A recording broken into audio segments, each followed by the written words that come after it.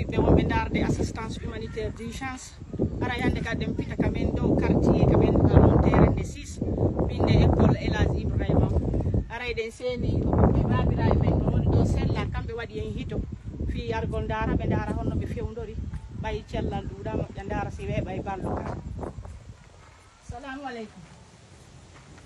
jaram babe nala ton ɗon e jaam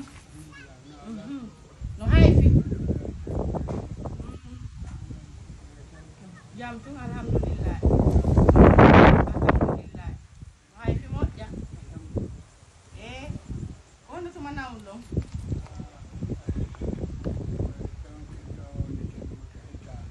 donkin ɗo woni hitare o yeeyi ɗon laftani hombo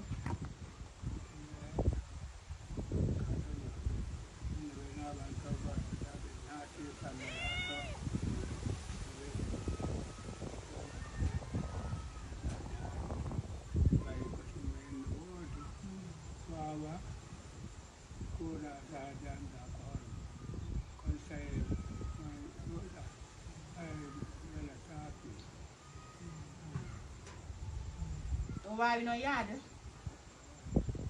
o wata yaade hay fo so wawata onon e o mbo wonni ko ɓeyngu mo o mari ɓiɓɓe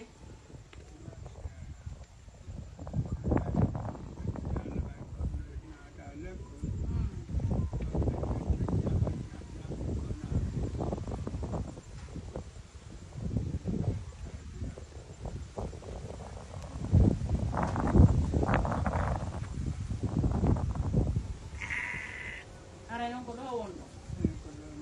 onon e ɓeyngu e jonon kon ɗum falɗo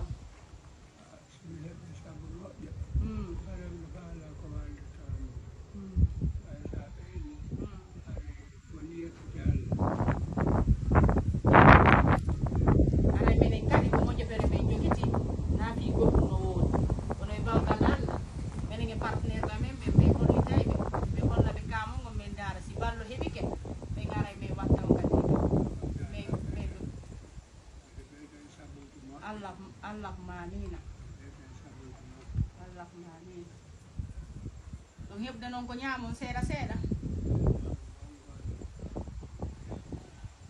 e ɓeyngu mon ala wadde kañum kadi hunde ko yeru ko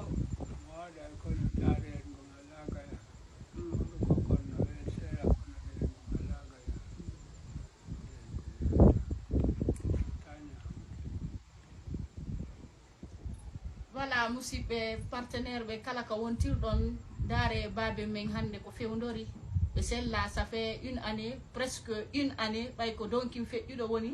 hiɓe nawni ha ka won ɗo ɓe nawni joni ha nawnade nder loori ɓe wawata yaade koyeɓe paralysie e hino ko onon tigui on sutiki on hii kaɓe woni ɗon haray ko kamɓe e ɓeyngu maɓɓe wondi ɓiɓɓe no woodi kono moyen heɓaki taw moyen ala ɓikkoy kadi tasu koye wawani waɗande hoore mum goɗɗum haray meɗen tori ballal kala ka wontiri wallitoɗen baɓe men fino ɓe heɓira afiya kadi merci beaucoup.